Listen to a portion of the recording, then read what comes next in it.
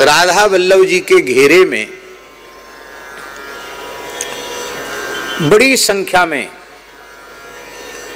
हमारे अपने ही समाज के अपने भाई लोग, सफाई कर्मचारी लोग इकट्ठे हुए और कोई एक बाहर से उनको भड़काने वाला व्यक्ति आया था। वो भड़का रहा था कि बहुत दिन हो गया इनको बिहारी जी की पूजा करते, राधा वल्लभ जी की पूजा करते, अब हम लोग पूजा करेंगे, अब हम लोग मठाधीश होंगे, अब हम लोग होंगे, अब इन लोगों को बाहर झाड़ू लगानी पड़ेगी। इस तरह की चर्चाएं चल रही थी। हमारे महाराज जी किसी काम से लिए गए थे तो महाराज जी भी वहां खड़े हो गए। तो महाराज जी कहते कि हम तो घबराए कि हे भगवान, जैसे तैसे तो देश स्वतंत्र हुआ, अब ये हिंदुओं में ही ये संघर्ष शुरू होने वाला है, भगवान कृपा करें, इसको कुछ करें, उपाय करें, बचावें।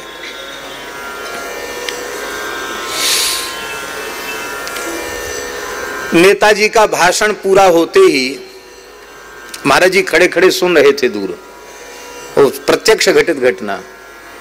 एक बूढ़ा सफाई कर्मचारी वृंदावन का बोला,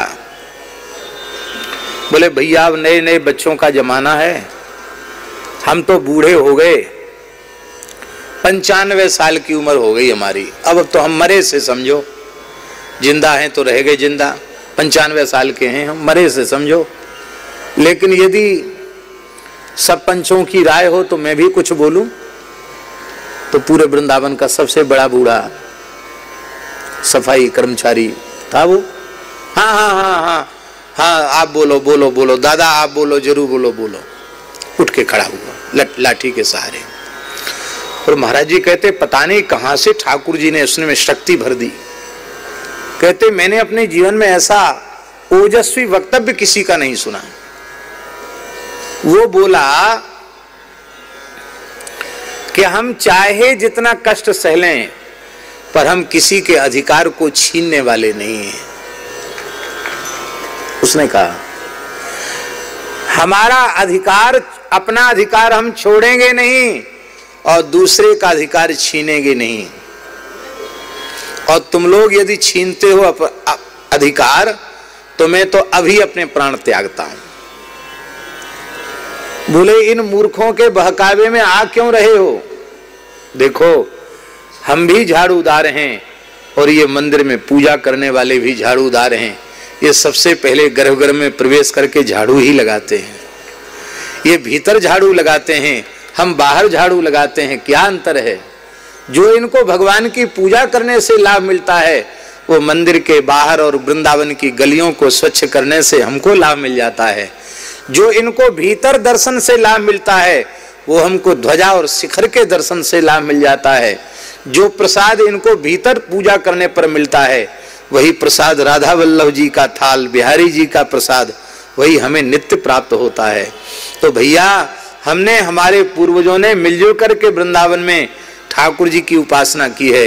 ये हम परस्पर झगड़ा करके और ये वृंदावन में खून की होली नहीं खेलना चाहते हैं। और ऐसा कह के उसने कहा कि भगाओ इन आग लगाने वालों को यहाँ से, हैं? होरी में तो आग लगेगी पर इनमें आग पहले लगा दो, ऐसा उसने कहा। तो महाराज पता नहीं क्या लोगों में आवेश आया, सुअर के छोटे छोटे बच्चों को पकड़ पकड़ के जो नेता आए थे ना, उन्हीं में लोग फेंक फेंक के मारने लगे, वही लोग। और ये भगे कि वो भगे, बोले उसके बाद वृंदावन में कोई इस तरह का झगड़ा ही खड़ा नहीं हो। आज पूरे देश के सामने बेरोजगारी की जो समस्या है या पूरे संसार में बेरोजगारी की समस्या है, उसका मूल कारण क्या है? विचार किया कभी इस पर? यदि वैदिक, आर्ष, शास्त्रीय, पौराणिक, व्यास, वाल्मीकि प्रतिपादित वर्णाश्रम व्यवस्था को ज्यों का त्यों हम स्वीकार करें तो इस संसार में जन्म लेने वाला कोई भी मनुष्य भूखा नहीं, कोई भी मनुष्य नंगा नहीं, कोई भी मनुष्य बेरोजगार नहीं। सबको अपना अपना रोजगार जन्म से ही प्राप्त होता है। लोग कहते हैं इसको इतने % आरक्षण, इसको इतने % आरक्षण। सनातन धर्म की बात सोचो तो सही, पूरे सनातनी समाज को 100 का 100% आरक्षण है। पर भैया ब्राह्मण जूता की दुकान खोलेगा तो जूता वाला क्या करेगा? बोलो। ये कहने का तात्पर्य है अपने अपने अधिकार, अपने अपने कर्तव्य में रह करके सब भगवान का भजन करें और इस विराट पुरुष का समर्चन करें तो कोई किसी के अधिकार का हनन नहीं करेगा। सब एक दूसरे के लिए त्याग करेंगे, एक दूसरे को सुखी करने की भावना रखेंगे तो कैसे सुंदर व्यवस्थित समाज का, राष्ट्र का निर्माण होगा। आप कल्पना कर सकते हैं इसकी। और यह समाज यदि कभी भविष्य में निर्मित होगा भी तो उसका एक ही साधन है, संतों के चरणाश्रय में बैठ करके सारा समाज भेद रहित होकर के सत्संग करे, दुराग्रह शून्य होकर के सत्संग करे। इस सत्संग के द्वारा ही एक सूत्र में, प्रेम के सूत्र में बंधे हुए सुसंगठित समाज का निर्माण होगा। बोलो भक्तवत्सल भगवान की। तो हम निवेदन कर रहे थे कि भगवान में कौन सी अपवित्रता आ गई जिसको दूर करने के लिए भगवान पीछे चलना चाहते हैं। अपवित्रता तो है नहीं भगवान में। जिनका नाम, जिनकी कथा संपूर्ण जगत को पवित्र करने वाला है, वो भगवान कहते मैं संतों के पीछे पीछे चलता हूं कि उनकी चरणरज मेरे ऊपर पड़े और मैं पवित्र हो जाऊं। तो अपवित्र होंगे तब ना पवित्र होने की बात आवेगी। अपवित्र ही नहीं है जो सबको पवित्र करने वाले हैं। अरे जिनका पादोदक गंगा जी त्रिभुवन पावनी है, उनमें भला अपावनता कहां से आई? तब इसका आशय यह है कि संतों की चरणरज प्राप्ति का बहाना खोजते हैं ठाकुर जी, हैं? बहाना। क्योंकि कारणा भावे कार्या भाव है। कारण कुछ न कुछ बनेगा, हेतु बनेगा तब ना उसकी पूर्ति होगी। तो भगवान कहते हैं किम तावत अपावनत्वम। अपावनत्व क्या है? बोले अपराधत्वमेवा पावनत्वम। अपराधत्व ही अपावनत्व है। भगवान कहते हैं अपराध ही अपावनता है, हम अपराधी हैं। अरे महाराज आप अपराधी? बोले हाँ हम अपराधी हैं। क्या अपराध है आपका? बोले हमारा अपराध ये है कि प्रेम हम भी संतों से करते हैं और ये संत भी हमसे प्रेम करते हैं, पर अंतर इतना है। कितना अंतर है?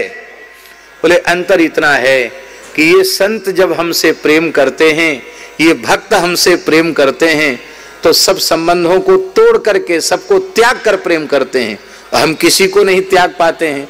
तो बड़ा प्रेमी कौन हुआ?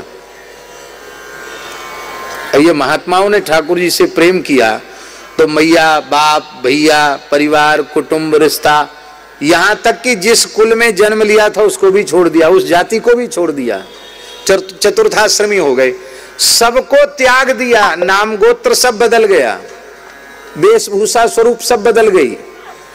कहां तक कहें महाराज, इन महात्माओं से पूछो, इनकी तो बल्दियत तक बदल जाती है। बल्दियत तो जानते ना। अब हम लोगों के कोई लिखा पढ़ी होगी तो उसमें पिताजी का नाम नहीं लिखा जाएगा, किसका नाम लिखा जाएगा? गुरु जी का नाम लिखा जाएगा। बल्दियत तक बदल जाती है। तो इन्होंने सबसे संबंध तोड़कर हमसे प्रेम किया और हम इनसे प्रेम तो कर रहे हैं, लेकिन न हमने वसुदेव जी को छोड़ा, न हमने अपनी देवकी मैया को छोड़ा, न हमने नंद बाबा को छोड़ा, न हमने यशोदा जी को छोड़ा, न हमने दाऊ दादा को छोड़ा। अरे 16,108 में एक आधे ही छोड़ देते, एक भी नहीं छोड़ पाए। सब की सब हमारे बनी भई हैं और 10-10 पुत्र और एक पुत्री, एक को भी नहीं छोड़ा। भैया भगवान छोड़ेंगे तो छोड़ेंगे कैसे? भगवान छाती ठोक कर बोल रहे हैं ममई वांसो जीवलोके जीवभूत सनातनः मनःष्ठानि इंद्रियाणि प्रकृतिस्थानि कर्षति। कैसे छोड़ेंगे भगवान? इनकी हिम्मत ही नहीं छोड़ने की। जीव का त्याग करने में परमात्मा समर्थ नहीं है, नहीं है।